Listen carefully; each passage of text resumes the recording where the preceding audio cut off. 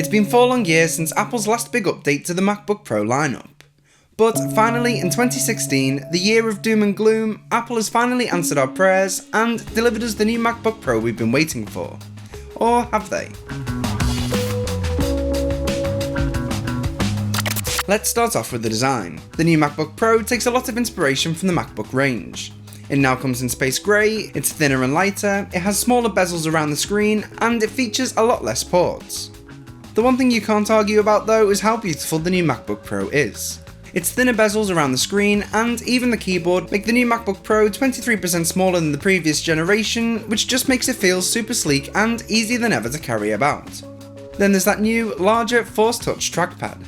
Although it's great that the trackpad now has more real estate for swiping and clicking away, I find myself resting my palm on it from time to time. Yes, it has that palm rejection technology in there to combat this, but it doesn't work 100% of the time. Plus, the trackpad itself sounds a little cheap. There's also that new butterfly mechanism compact keyboard. It's a lot less shallow than the previous MacBook keyboard, which means it has less travel when typing. Thankfully, it's still a joy to type on. If you're moving from the previous MacBook Pro or even a Magic Keyboard, it's going to take some getting used to. The keys are still nice and clicky, but it just takes a few hours to build up the touch typing confidence, especially with those new arrow keys. But the addition that everyone wants to know about is the shiny new touch bar. Apple has replaced the top row of function keys with a super bright and clear OLED touchscreen. It's less a row of digital buttons, but more of a tiny iPad. The standard function keys have been replaced with a row of always present buttons, so volume, brightness, escape and so on are always accessible through tapping on each button and sliding them left or right. Or they extend out if you want a more traditional full row. The 4 fixed buttons, thankfully, can be customised to different functions that are more suitable for each user. So if you're not a Siri user, you can switch that out with something like Spotlight. But when you open up different apps, the centre of the touch bar transforms to be more useful to each app. This works better in some apps than others. For example, in Safari, the touch bar will add tab and back page buttons as well as a search bar. Pages will give you formatting options, Messages gives you emojis, and Photos helps you out with some edit keys. Mail will give you archive and spam buttons, so you can fire through your emails and get rid of the useless emails quickly. Oh, and if you use the F1, F2, F3 keys and so on, don't worry, you can hold the function key to bring them back up temporarily. Where the touch bar does fail is on things like word suggestions. It's great on an iPhone, but here on the Mac, it just feels strange and out of place and actually just slows me down. The touch bar is a really nice idea, but it just feels like a gimmick. Most Pro users tend to already know traditional keyboard shortcuts that they use on a daily basis. I personally never find myself looking down at the keyboard when working away, as I know all the shortcuts that I need. So whenever I was actually doing work on the new MacBook Pro, I'd actually forget the touch bar was there at all. If you're starting out using the touch bar and aren't familiar with shortcuts, then it's probably a different experience and would actually save people time. But by all means, I don't see the touch bar as a pro feature. It'll be interesting to see in the coming months what third-party developers such as Adobe come up with within their Creative Cloud range of apps, and they could come up with something brilliant. But at the moment, I don't think it's there just yet. Also hidden within the touch bar is the power button with Touch ID. I didn't personally think too much of it before getting my hands on the new MacBook Pro. But for those times where I had to switch back to my old Pro, it's something that I really missed. Being able to log into my Mac without a password or wearing my Apple Watch was bliss. This is the perfect way to access my Mac. Yes, I know many laptops in the past have had fingerprint scanners and sensors, but just like the iPhone, it works every time. But surely the most important thing about a Pro MacBook is performance, right? If you're a day-to-day user, by which I mean you browse Facebook, shop online and file your taxes, the MacBook Pro is going to be super snappy. But if you're a Pro user, the news isn't as great. When editing a 1080p video project within Premiere, it handles it no problem, as you'd hope for in 2016. But when I start adding 4K video and try to layer any shots on top of each other, it all falls to bits and simply can't handle it.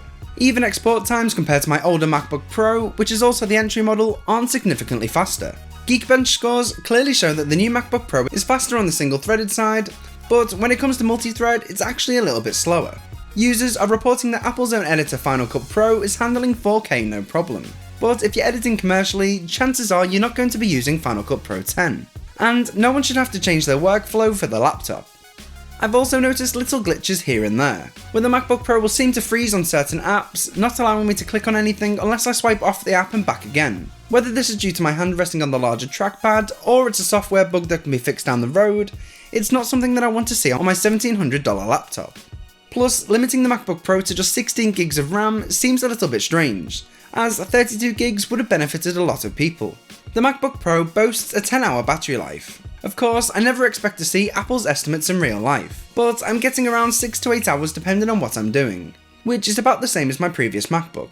It's by no means bad, but there's no big improvement. First, Apple took away the headphone jack, now they've taken away all of our USB ports, HDMI ports and SD card slots, in favour of 4 USB-C ports and, surprisingly, a headphone jack. Whilst it's great that USB-C can charge your MacBook and transfer data or plug in displays at the same time, it's still a huge pain in the arse for everyone like myself who uses a load of peripherals.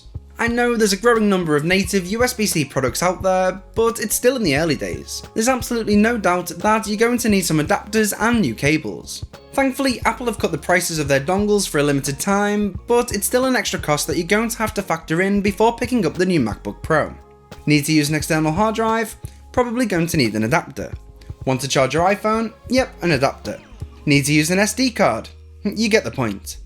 Two features that I have absolutely no complaints about are the display and speakers. The display itself is super crisp, the colours are noticeably more vibrant, with deep looking blacks and increased brightness, and the speakers on the new MacBook Pro aren't necessarily a lot louder, but have a much fuller sound. If you'd like to see a full side-by-side comparison video between the new MacBook Pro and the 2015 model, make sure to subscribe as that'll be up soon after this video. So the main question is it worth it? To be honest, I'm a little bit split. For a starting price of $1,799 for the base model, you want to be sure that you need the upgrade. If you've got an older MacBook Pro without the Retina display, then definitely. The amazing display and killer speakers are worth it alone, plus the speed improvements you'll see in everyday life. If you've got a more recent MacBook Pro with Retina display, I'd say hold off. The touch bar itself isn't enough of a reason to make the switch, especially until we truly see what developers can do on the platform.